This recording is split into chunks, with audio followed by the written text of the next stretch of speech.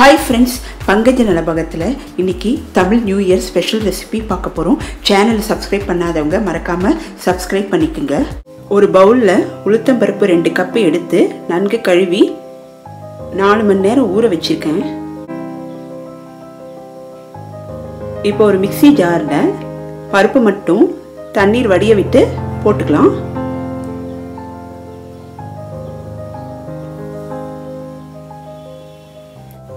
இப்போ கொஞ்சம் கொஞ்சமா அரைச்சி எடுக்கலாம். வேணும்னா கொஞ்சம் வாட்டர் ஆட் பண்ணிக்கலாம்.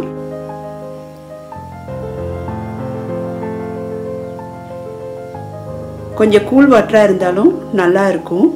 மிக்ஸி ஜாரு ஈஸியா அரைப்படும். மிக்ஸியும் ஹீட் ஆகாது.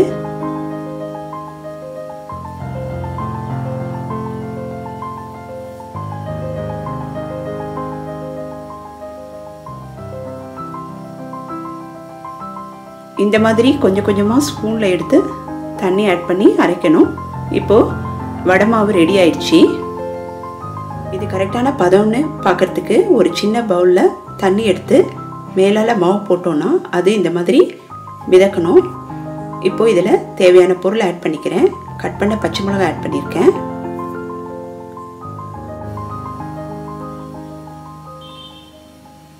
இஞ்சி துண்டு நல்லா துருவி வச்சிருக்கிறது, கொத்தமல்லி கருவேப்பிலை எல்லாத்தையும் ஆட் பண்ணிக்கலாம். தேவையான உப்பையும் இதில் போட்டுடலாம்.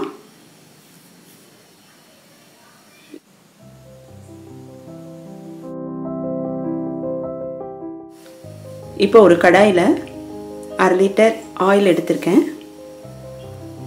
ஆயில் கொஞ்சம் ஹீட் ஆகணும்.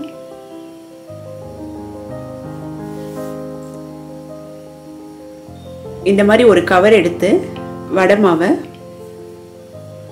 இந்த மாதிரி தட்டி மீடியம் ஹீட்டில் நம்ம வடையை போடலாம்.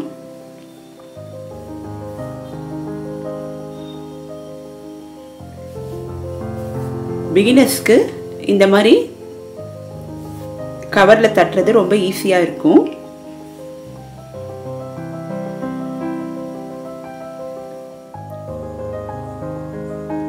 நல்ல ப்ராக்டிஸ் இருக்கிறவங்க கையில் கொஞ்சமாக தண்ணி தொட்டு வடை போட்டு எடுக்கலாம்.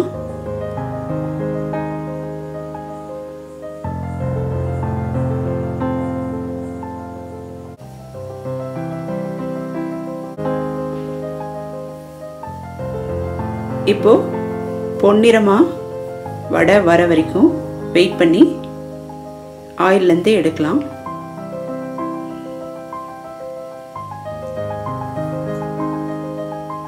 எடுத்த வடைகளை டிஷ்யூ பேப்பரில் போட்டு விட்டுடலாம். ஈஸியாக ஆயில் உறிஞ்சி எடுத்துடும். இப்போ சுட சுட மெதுவடை ரெடி ஆயிடுச்சு.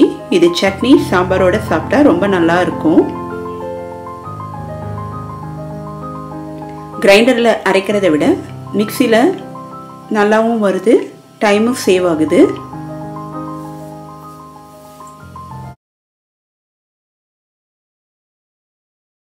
கோகனட் போலி பார்க்க போகிறோம். ஈஸியாக வீட்லேயே டேஸ்ட்டாக எப்படி பண்ணுறதுன்றதை பார்க்கலாம். இப்போ ஒரு பவுல் எடுத்துக்கலாம். அதில் சுடுதண்ணி விட்டுக்கலாம். சுடுதண்ணியில் நம்ம கோதுமை மாவு பிணைஞ்சாதான் ரொம்ப டேஸ்ட்டாக இருக்கும். கொஞ்சமாக உப்பு சேர்த்துக்கலாம். மஞ்சத்தூள் கொஞ்சம் சேர்த்துக்கலாம். 1 கப்பு கோதுமை மாவு இருந்தால் போதும். இதுக்கு ரொம்ப டேஸ்டான பொடி தயாராகிடும். மிக்ஸ் பண்ணிக்கலாம். கொஞ்சமாக தண்ணி விட்டு சப்பாத்தி மாவு மாதிரி நல்லா பிணைஞ்சி வச்சுக்கலாம்.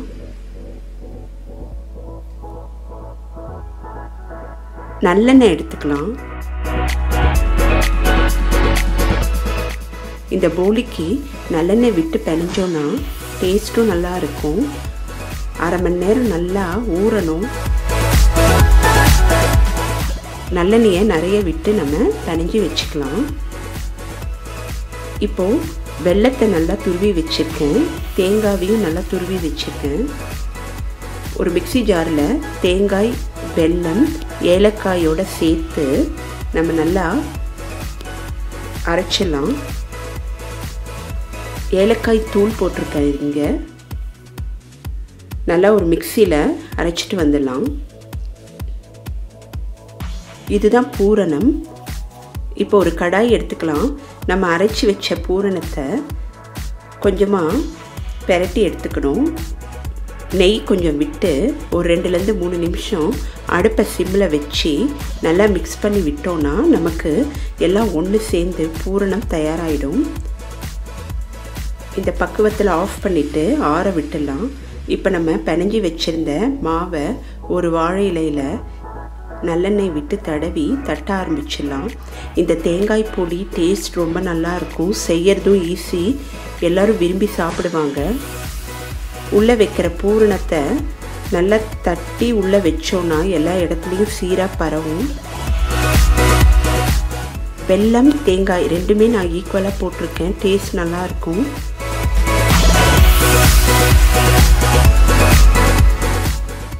வெல்லம் கம்மியாக வேணும்னா நீங்கள் 3/4 கப்பு போட்டுங்க. நல்லெண்ணெய் விட்டு நம்ம கொஞ்சம் கொஞ்சமாக தட்ட ஆரம்பிச்சிடலாம். ரொம்ப டேஸ்டான போலி ஈஸியாக செஞ்சிடலாம், எல்லாருக்கும் ரொம்ப பிடிக்கும். இப்போ நல்லா நம்ம தட்டி வச்சிட்டோம்.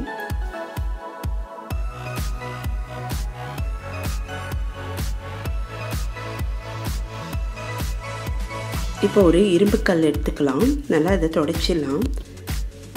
நெய்யும் வெஜிடபிள் ஆயிலும் மிக்ஸ் பண்ணி நான் எடுத்து வச்சுருக்கேன். நம்ம மெதுவாக வாழை இலையை எடுத்துடலாம். அடுப்பை சிம்மில் வச்சு நம்ம பொறுமையாக இந்த போலியை எடுக்கணும். ஃபுல் அண்ட் ஃபுல் நெய்யிலே வேணும் அப்படின்னா நீங்கள் நெய் கூட விட்டுக்கலாம். நான் இங்கே நெய்யும் எண்ணெயும் மிக்ஸ் பண்ணி வச்சுருக்கேன். நல்லா சூடாக சாப்பிட்டா டேஸ்ட் நல்லாயிருக்கும்.